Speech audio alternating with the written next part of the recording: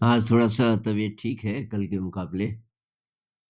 कुछ साथियों ने बोला कि ये कुछ दिन वीडियो मत बनाओ और मैंने भी वही सोचा था। आज सुबह फिर मैंने देखा कि अभी काफ़ी ठीक है, खाँसी भी कम है, बुखार जैसा था कल थोड़ा, वो भी नहीं है और सिर भारी था तो वो भी नहीं है, अभी ठीक है।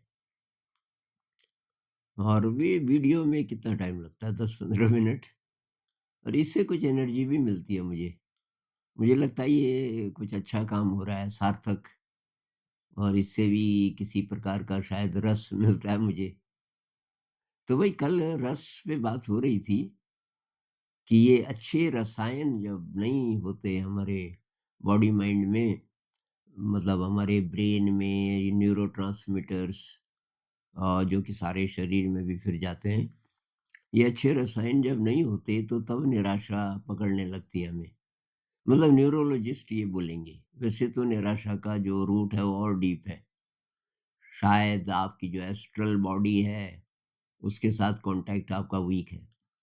कॉन्टैक्ट वीक क्यों है? क्योंकि आपने अपने कॉन्शियस ब्रेन को बहुत ज़्यादा इनसेंसिटिव बना दिया। मतलब आपका जो अहंकार है, वो इतना ज़्यादा है कि आप अपने ही दम पे फ़िलॉसफ़ी बना ले रहे हो अपनी और ज़िंदगी की और नेगेटिव फ़िलॉसफ़ी कि कुछ नहीं है, ये नहीं है, वो नहीं है। लेकिन न्यूरोलॉजिस्ट बोलेगा, न्यूरोलॉजिस्ट को तो एस्ट्रल बॉडी का पता नहीं है। अभी वो साइंस नहीं है हमारे पास, कभी होगी शायद। वो तो ये बोलेगा कि भई आपके दिमाग में, मतलब आपके ब्रेन में ये चीज़ें या तो कम हैं या बैलेंस्ड नहीं है। ये है आपका सेरोटोनिन और ये है आपका गाबा, ये है आपका डोपामिन और ये लास्ट वाला है ग्लूटामेट। 2 और भी हैं वैसे बहुत महत्वपूर्ण, एक ऑक्सीटोसिन है। इसका चित्र नहीं बनाया मैंने, बहुत बड़ा है। एक है एंडोर्फिन्स, ये बहुत प्रकार के होते हैं। तो एक मित्र ने कमेंट लिखा कि कहाँ से लाएँ ये? ये मतलब ये भोजन में होते हैं ये सारी चीज़ें, कि भोजन तो बहुत ज़्यादा गड़बड़ हो गया। आप कितनी भी कोशिश करो कि ये ऑर्गेनिक खाएँगे, बढ़िया खाएँगे, कहाँ से खाएँगे? क्योंकि जो फसलें उगाई जा रही हैं उसमें पेस्टिसाइड है, इंसेक्टिसाइड है, जो कि ज़हर होते हैं ना, कीड़े मारने के लिए, वीड्स को मारने के लिए। तो बहुत ज़्यादा हिंसक तरीके से फसलें उगाई जा रही हैं आजकल, जो कि 100 साल पहले नहीं था। अ, तो कहाँ से लाएँगे? दूध, अच्छा दूध मिलना बहुत ज़्यादा मुश्किल है। बात हिंसा की नहीं हो रही है, बात ये भी है कि वो जो दूध देने वाला पशु है उसको क्या-क्या खिला रहे हैं, तो वो भी नहीं। तो मतलब मिल्क प्रोडक्ट्स जो-जो लोग लेते हैं, उसमें भी आपको प्योरिटी मिलनी बहुत मुश्किल है। फ्रूट्स, कोई मुझे कह रहा था कि सेब बहुत बढ़िया माना जाता है ना, उसमें बहुत प्रकार के अच्छे रसायन हैं। तो सेब में 6 प्रकार के केमिकल्स होते हैं, जो कि हमारे शरीर के लिए हानिकारक है। क्योंकि सेब में जब फल आया, तो एक उससे भी पहले शायद जब फूल आते हैं, एक छिड़काव उसका होता है। फिर फल आया, फिर ये हुआ, वो हुआ, तब से लेके उसको जब आप निकालते हैं, फिर आप उसको पेटी में भरते हैं, इत्यादि, इत्यादि, 6 प्रकार के केमिकल्स। अब ये जो थियरी है ना कि फल खाओ जी उसमें, अब पता नहीं क्या-क्या खा रहे हैं हम फल में। तो मुझे तो मेरी डॉक्टर जो इलाज कर रही है ना, उन्होंने बोला केला मत खाना। केला जिस ढंग से पकाया जाता है उसमें पता नहीं कोई कार्बाइड कोई चीज़ है और वो डाल के पकाया जाता है, केला और पपीता, तो वो मत खाओ। तो उस समय तो ठीक था, तरबूज था, खरबूज था, तो वो मैं काफ़ी खा रहा था। फिर आम आया, तो वैसे तो आम में भी है पकाने का जो ढंग है वो, लेकिन अब आजकल कोई फ्रूट है ही नहीं। तो कभी-कभी ऑरेंज आ जाता है बाज़ार में, ऑरेंजेस अभी यहाँ भी होने लग गए हमारे। लेकिन असली बात ये है कि भई जितना भी हमारा खान-पान है, कितनी भी आप केयर करो, आपको प्योर मिलने वाला नहीं है। फिर प्लास्टिक है, बहुत सारी चीज़ें प्लास्टिक के कंटेनर में होती हैं, जो चीज़ें हम लेते हैं बाज़ार से ना मसाले से लेकर के और बहुत सारी चीज़ें तो प्लास्टिक में होती हैं। तो कहते हैं कि माइक्रो प्लास्टिक जो आँख से नहीं दिखता, इतने छोटे कण वो चले जाते हैं हमारे फूड में, फूड के थ्रू हमारे अंदर अ, हमारे शरीर में। तो जो माइक्रो प्लास्टिक है वो तो फॉरेन मटेरियल है ना, हमारा शरीर अभी जानता नहीं है उससे कैसे डील करना है। तो हमारा इम्यून सिस्टम किसी तरीके से कर ले रहा होगा क्योंकि हम ज़िंदा कैसे हैं नहीं तो। तो मैंने ये सुझाव दिया कि भई बाहर से तो थोड़ा बहुत सतर्क रह लो, बहुत सतर्क आप रह नहीं पाओगे, जो है वही खाना पड़ता है। अंदर से बहुत बड़ा फ़र्क पड़ेगा। अंदर से मतलब पॉज़िटिव इमोशन और ये अच्छी वाली फीलिंग्स जब आती है अंदर, ये जैसे है ना ये सेरोटोनिन इससे कैसी फीलिंग आती है? शांति की फीलिंग। ये फीलिंग अब भोजन से सेरोटोनिन मिले ना मिले, ये फीलिंग अगर आप क्रिएट कर लो अपने अंदर, किसकी? शांति की, सुकून की। तो फीलिंग जहाँ-जहाँ से मिलती है, वो चीज़ें करो। जैसे हम किसी की मदद करते हैं ना, तो ये फीलिंग आती है। ये सुकून की फीलिंग, अच्छी फीलिंग आती है। कुछ दिन पहले एक बिल्ली का बच्चा, बहुत छोटा, शायद 12-15 दिन का रहा होगा, 3 बच्चे हुए बिल्ली के। तो वो एक दिन वो बच्चों को लेके हमारे यहाँ आ गई। पता नहीं कहाँ हुए थे वो बच्चे और अभी 8-10 दिन के थे और उन तीनों को मुँह पे पकड़ के और हमारा एक नीचे एक कमरा है उसमें कोई नहीं रहता। वो स्टोर है एक प्रकार का उसमें हमने देखा तीनों बच्चे और कुछ दिन बाद वो फिर गायब भी हो गई। गायब हो गई तो हमारे साथ 2 बच्चे रहते हैं। बच्चे अब तो बड़े हो गए दोनों बहनें। तो उन्होंने बोला कि वो बिल्ली चली गई 2 बच्चों के साथ और एक को वहीं छोड़ दिया और वो बच्चा अब तो बीमार है और उसको हम लाने वाले हैं यहाँ। तो हमने कहा भई अगर तुम देखभाल कर सकते हो तो ले आओ। अब वो उसको ले आए। तो उसमें ये फ्ली होता है ना एक प्रकार का पिस्सू वो बहुत ज़्यादा थे। तो बिल्ली को आमतौर पे नहलाते नहीं हैं लोग, उन्होंने उसको खूब नहलाया, शैम्पू से उसके सारे वो निकाले। इतना सा बच्चा बहुत छोटा, 14-15 दिन का और बीमार भी था। उसकी देखभाल की, अपने साथ सुलाया उसको और इतना प्यार। मेरा जानवरों से बहुत ज़्यादा मतलब दूर-दूर का प्यार तो रहता है, पर ये नहीं कि मैं अपने साथ सुला दूँ उसको। इतना प्यार जानवरों से मेरा होता नहीं।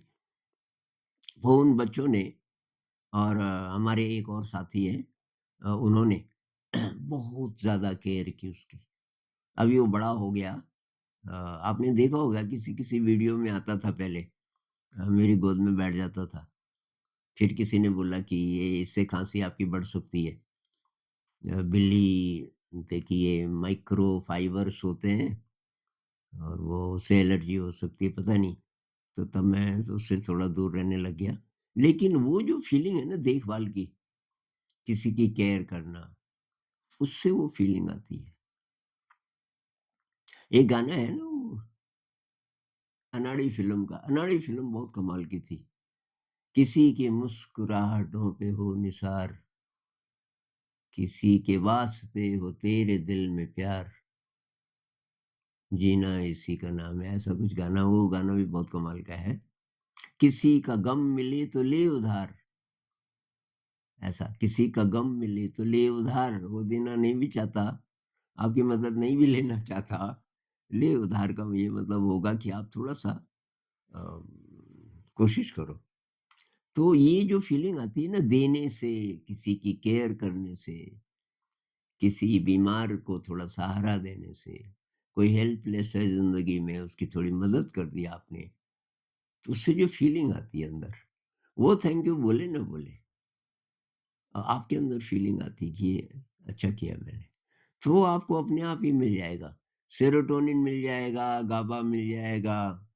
ऑक्सीटोसिन कहाँ से मिलता है? माँ जब बच्चे को दूध पिलाती है, उसको लव हार्मोन बोलते हैं, लव की फीलिंग। तो वो जो लव की फीलिंग है, उससे ऑक्सीटोसिन आता है। जब आप कहानी सुनाते हो बच्चों को, उसमें भी ये बनता है ऑक्सीटोसिन।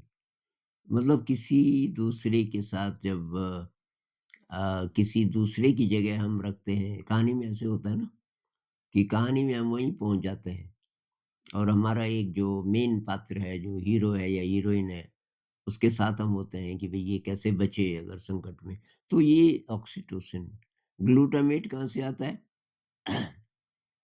ग्लूटामेट अच्छा एंडोर्फिन कहाँ से आता है? बहुत ज़्यादा जो दौड़ते हैं और बहुत समय तक तब ये बनना शुरू होता है। अब इतना दौड़ने की ज़रूरत नहीं है, मेडिटेशन से भी बन जाता है। तो ये सारे रसायन एक तो वही बनते हैं मेडिटेशन से। लेकिन मेडिटेशन कम ही लोग कर पाते हैं, कम ही सफल होते हैं। कारण ये कि वो भूल जाते हैं। मेडिटेशन को सपोर्ट करने वाली चीज़ें हैं शील और पारमिताएँ। अभी जो मैं बोल रहा था वो पारमिताओं में आएगा। क्या दूसरे की केयर करना, सेवा करना, ये जो कंपैशन की फीलिंग है, ग्रैटिट्यूड की फीलिंग है, ह्यूमिलिटी, अपने अहंकार को धीरे-धीरे मेल्ट करना है, वो तुरंत खत्म नहीं होगा। ये सब भी अगर आप कर रहे हो तब मेडिटेशन में सफलता मिलेगी। अगर आम ज़िंदगी में आप अहंकारी भी हैं और किसी की सेवा भी नहीं करते और कोई ग्रैटिट्यूड की फीलिंग भी नहीं है, शिकायत ही शिकायत है ज़िंदगी से, इधर से ध्यान भी कर रहे हो, सफल नहीं होंगे। पतंजलि जी कहते हैं ध्यान तब आपका सफल होगा जब आप आनंद की अवस्था में हो, पहले से आनंद की अवस्था में हो। तो उस अवस्था में पहुँचने के लिए ये सारी चीज़ें करनी पड़ेंगी। आपको थोड़ा क्रिएटिव बनिए, क्रिएटिविटी से बहुत रस मिलता है। अब कुछ लोग कहते हैं किसी चीज़ में मन नहीं है, कहाँ से क्रिएटिव? अरे भई मन नहीं है, मार दिया आपने। गलत अपब्रिंगिंग से, गलत ज़िंदगी जीने से अपनी जो असली शौक है वो ख़त्म कर दिए। याद करो बचपन में कुछ अच्छा लगता था? कुछ तो लगता होगा। तो ट्राई करो, थोड़ा कोई हारमोनियम ले लो, गिटार ले लो जिसमें भी थोड़ा-सा दिल है आपका। म्यूज़िक बहुत पावरफुल है। म्यूज़िक का सहारा लीजिए आप। कुछ म्यूज़िक बजाना शुरू कर दो, सीखना शुरू कर दो, टीचर की ज़रूरत नहीं है, अपने आप ही। एक हारमोनियम ले लो, सरगम करो। एक भाई साहब मुझे मिलने आए थे, बहुत बड़े ऑफ़िसर हैं, अब रिटायर होने वाले हैं। उन्होंने हारमोनियम लिया, वो हारमोनियम पे सारेगामापधानीसा बजाते हैं और उस पे ध्यान करते हैं, 15 मिनट, 20 मिनट। बहुत डीप मेडिटेशन आपका हो जाएगा। तो ये सारे रस आपके बनने शुरू हो जाएँगे। डोपामाइन, एंडोर्फिन, ऑक्सीटोसिन, ग्लूटामेट, गाबा, सेरोटोनिन और भी हैं कुछ। मुख्य ये हैं। सबसे मुख्य शायद एक तो ये सेरोटोनिन है मेरे हिसाब से और ऑक्सीटोसिन है। अब डोपामाइन जो है मतलब ये सारी चीज़ें अगर आपको बाहर से मिलती हैं कि जैसे फ़ोन से अ, उसको अवॉइड करो। आपके अंदर से निकलें तब बात है। जैसे कोई कुत्ते का बच्चा है सड़क के किनारे और किसी ने उसपे उसकी टाँग थोड़ा-सा मुड़ गई या टूट गई पता नहीं, चल नहीं पा रहा है, रो रहा है। आपको करुणा आई, आप उसको उठा के ले गए, थोड़ा-सा उसकी देखभाल की वगैरह। ये है, तो ये आपके अंदर से निकला। ये करुणा का भाव और ये हेल्प करने का भाव आपके अंदर से निकला और तब जो आपको अच्छा लगेगा, तब जो डोपामाइन बनेगा वो असली वाला है। आपने वीडियो गेम खेला या रात को आजकल कुछ-कुछ लोग खेलते रहते हैं ये फ़ोन पे उसकी अच्छा लग रहा है, वो उधार का अच्छा है। वो डैमेज करेगा आपके ब्रेन को क्योंकि इसका एडिक्शन हो जाएगा फिर आपका डोपामाइन का एडिक्शन हो जाएगा। इस पे रिलाई मत करो, ये सब छोड़ो और क्रिएटिविटी आपके एफर्ट से, आपके इंटरेस्ट से जब मज़ा आना शुरू होता है, वो है असली। तो आप ये सब करोगे तो कोई प्रॉब्लम नहीं है। कैसा भी खाना है, अब मतलब सतर्क तो रहना है। क्या खा रहे हो? अगर चॉइस है आपकी, तो सतर्क तो रहिए। अब हम जो आटा लाते हैं ना दुकान से, आटा लाओ चाहे गेहूँ लाओ, अब चॉइस नहीं है, जो मिलेगा वही तो लाएँगे और उसको देख के पता भी नहीं चलता। चलो आटे की जगह आपने बोला गेहूँ खरीदेंगे, ठीक है। गेहूँ धो देंगे, सुखा देंगे, फिर चक्की में पिसाएँगे, वो भी ठीक है। लेकिन गेहूँ में ही अगर इंसेक्टिसाइड, पेस्टिसाइड वगैरह-वगैरह हैं, जिसके जिसको डाल के उगाया गया है, तब क्या करेंगे? अच्छा पानी है, हम लोग लकी हैं यहाँ नेचुरल पानी है, उसमें कोई केमिकल नहीं है पहाड़ में। तो वो अच्छा है, वो शायद उसी ने बचा के रखा है। पानी है, हवा ज़रा शुद्ध है, लेकिन वो भी नहीं है, तो जैसा भी है अब क्या करें? तो इस वाले हिस्से को थोड़ा स्ट्रॉन्ग करो, इमोशन वाला। और ऐसे केसेस आपको मिल जाएँगे कि खान-पान तो ऐसे ही था, ऑर्डिनरी था। अब कोई आदमी बहुत जल्दी मर जाता है, कोई बहुत अब मेरी दीदी के ससुर जी थे, वो 102 या 103 साल के थे जब मरे। और साधारण खाना, कोई ड्राई फ्रूट्स नहीं, गाँव में ये कॉन्सेप्ट है ही नहीं ड्राई फ्रूट का कि या फ्रूट का भी। ना फ्रूट्स हैं, ना ड्राई फ्रूट्स हैं और ये सब्जियाँ भी ये आलू-प्याज़ वग़ैरह है। खेतों में कुछ हो जाए, जब-जब थोड़ा बरसात में जैसे हरी सब्जियाँ हो जाती हैं और आपकी ये तोरी, भिंडी, लौकी इत्यादि हो जाता है थोड़ा बहुत उस समय सर्दियों में फिर वो भी नहीं होता। स्मोक भी करते थे, हुक्का। ये बीड़ी सिगरेट नहीं पर हुक्का पीते थे। चाय भी पीते थे, चाय भी पीते थे। अंत-अंत में उन्होंने शायद दूध बंद कर दिया था। चाय में जो दूध डालते हैं लास्ट-लास्ट में आखिरी 5-7 सालों में, तो तब वो काली चाय में नींबू डाल के पीते थे। अ, और अंत तक आखिरी दिन तक एक्टिव रहे। वो करीब 1 किलोमीटर घूम के आते थे। उस दिन थोड़ा कम घूमे और उनके ही कमरे में टीवी भी होता था। तो उनको सुनाई कम देता था, तो वो रहने दिया उन्होंने टीवी के और जगह नहीं है चलो, थोड़ी देर देख लो। उस दिन उन्होंने रिक्वेस्ट की यार बच्चों, आज टीवी मत देखो आज ज़रा मेरी तो और उस दिन खाना भी नहीं खाया। सुबह वो मरे हुए मिले बिस्तर पे। तो बताओ इतनी अच्छी डेथ और इतनी अच्छी ज़िंदगी, बहुत स्ट्रॉन्ग और बहुत यानी कि उनके चेहरे पे कभी उदासी नहीं देखी मैंने। और मुझे उस पूरे इलाके में अकेले वो थे, वो बुज़ुर्ग थे, जो ये मानते थे कि मैं सही दिशा में हूँ। जब मैं ये इधर-उधर, उधर-उधर यात्राएँ करता रहता था, बाकी सब बोलते थे ये नौकरी नहीं करता, एक जगह नहीं रहता, शादी नहीं कर रहा, परिवार नहीं बसा रहा है, इसको पढ़ा-लिखा के क्या फ़ायदा वग़ैरह-वग़ैरह।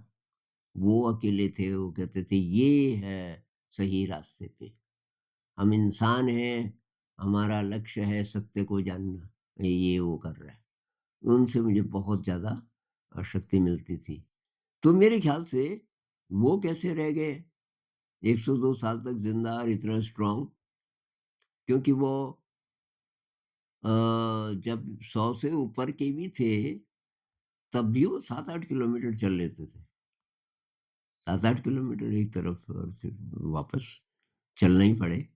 अ, तो मेरे ख़्याल से इसका कारण ये था कि उनके अंदर उनका जो दिल है, वो अलग प्रकार का था।